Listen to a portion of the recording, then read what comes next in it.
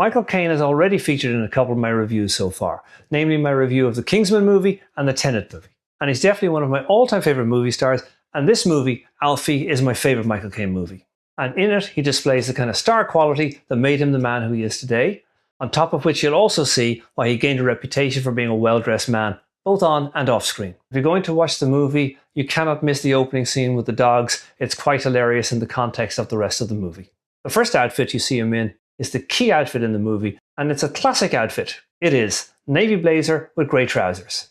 Hi, I'm Michael. Welcome to my channel for the love of suits. If you're new here, we find inspiration on how to dress well from the best dressed men on the screen. Drop a new video every Thursday and shorts throughout the week. Now, I covered this recently in the movie Tenet. I was reviewing a very successful pairing of grey trousers with a navy jacket. Although I did say I didn't think it works very well in general.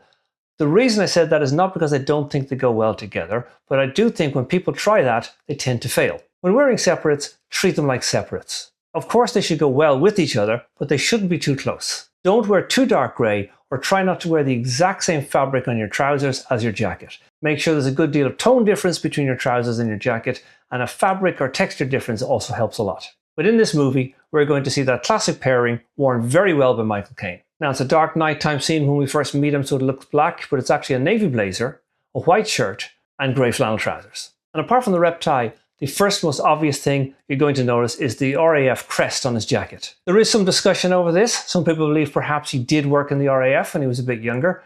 This is Alfie we're talking about, and I'm quite sure this is stolen valor. Stolen valor, if you're not familiar with the concept, means he's pretending he used to be a soldier, but he never was and he never went to war. I think this is more true to Alfie's character than the possibility that he actually used to work in the RAF. The jacket is a navy serge double-breasted jacket. It has well-padded shoulders and double vents, although if you look closely at some of the details, the slightly tight short fit has accents of Italian tailoring. In short, this is 1966. The slim cut and the narrow lapels are very typical of the style, but they also embody the mod style at the time. If you're not familiar with the term mod, it was a musical subculture in the 60s and had a resurgence in the 80s. When I was growing up as a young man, there was always some tension between the rockers and the mods. Musically, I was on the side of the rockers. Style-wise, I was definitely on the side of the mods and their sharp suits. Did not like their mopeds and their parkers quite as much. He has gold cufflinks on his French cuff shirts, because of course he's what today we would call a player, and he needs to dress sharp to impress the ladies. However, his silk rep tie is a little bit on the narrow side for a classic military tie, but it goes with the suit very well. If you're enjoying this video so far, then please like and subscribe. It really helps the channel. Or if you're feeling generous, become a member. And check out our comment section. We have a great community there.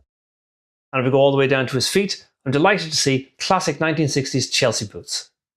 Some people think Chelsea boots don't work well with the suit. I think they're perfect. What about the rest of his outfit? His trousers are grey flannel, tapered cut with cuffs at the bottom. Personally, I'm a big fan of cuffs. Not only do they look good to my eye, style-wise, they also add some weight to the end of the trouser and help with the drape. He has on a cream poplin dress shirt, and I'm a big fan of off-white and cream for breaking up a normal suit. And a few little details apart from the cufflinks I already mentioned, he has on a stainless steel watch and a gold pinky ring. In the next scene, he has his jacket off and we can see him wearing a very casual shirt. A simple brown grid check with a classic fit. It bunches out at the waistline. That was normal for those days. Interestingly, despite the slim fit suits, the shirts were generally classic fit, which meant they had a little more room in the body. And today's video is sponsored by me. I have a style consultancy business through my website. You can find a link in the description below. What do I offer? Well, my speciality is, of course, tailored wear. Everything from sports jackets to three-piece suits. And everything in between, and especially the fabrics they are made from. Why would you need help? Perhaps you have a wardrobe full of clothes that you never wear and you don't even know if anything goes together. We can find out what goes well together and what you should keep and what you should ditch because it no longer works for you. Or you may be starting out and you want to know how to set up a nice wardrobe for yourself within a particular budget. So why ask me for my opinion? Well, my experience comes from over 10 years of working closely with tailors. I have had suits fitted and made for me for about €250 for a three-piece custom-fitted suit, and the cheapest Shanghai has to offer, all the way through many suits made from different fabrics from VBC to Huddersfield to Hardy Minis to Holland and Sherry, all the way up to my most expensive suit, over €2,000, also made in Shanghai by a very good tailor. On top of that, the rest of my knowledge comes from years of reading books by famous authors such as Simon Crompton, Hugo Jacome, and of course the Gentleman's Bible, Dressing the Man by Alan Flusser. And I have years of experience giving advice to people on how to dress and what is best for them. And I do not impress my own personal style on people. I find out what they want and give them the best advice to give them the wardrobe that they want to have. So check out the link from my website in the description below and see if I can help you strengthen your wardrobe. And in the next scene, he has on a classic raincoat with leather accents. The shoulders, elbow pads, and the yoke, which is the section at the back, at the top of any shirt and some raincoats. It's a 3-button raincoat with brown leather shoulder and elbow accents, flapped patch pockets, half belted at the back, and long single vent. I always talk about double vents versus single vents, and I think that for suit jackets, double vents are absolutely essential, but when it comes to long raincoats, a single vent makes sense. As it's on a long coat, it doesn't expose you in any particular way, and allows plenty of movement and is nice and simple. The next suit we see him wearing is a plain grey 3-button suit. Very interesting to see 3 buttons on such a young man in this situation. It has flap pockets, and as you can see on the right hand side, it has what's referred to as a ticket pocket, that small pocket above the main one. It's a functional pocket for actually carrying long theatre tickets. However, people don't have tickets anymore, but it's also very good if you have a long upper body and you want a nice long classic jacket. Putting in a ticket pocket can break up that long stretch. And obviously we have to say something about this necktie. And he does a quick exchange in the dry cleaners to a blue mohair suit. Another excellent narrow lapel suit from the 60s, and he's matching it with a light blue shirt. And this brown look is a little unique and interesting for Michael Caine in this movie. It's a brown mixed tweed single breast jacket.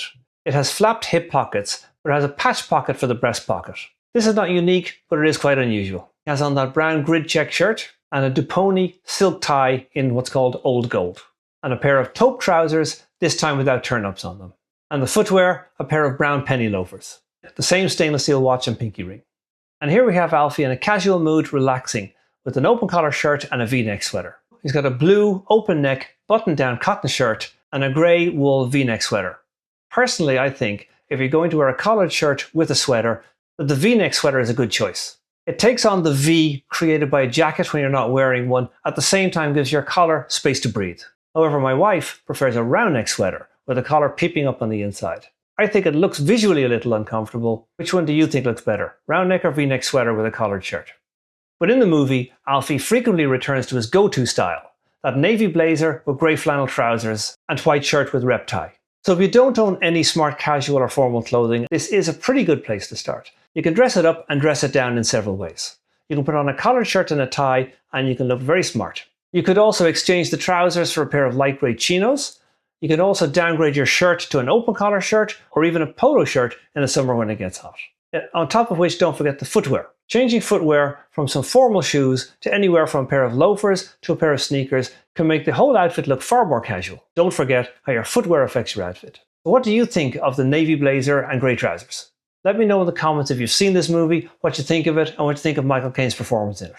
This is one of 2 movies I'm reviewing this week. I'm reviewing Alfie. I'm also reviewing the 2004 version starring Jude Law, so check it out. And thank you very much for watching till the end. I really appreciate it. It really helps the channel.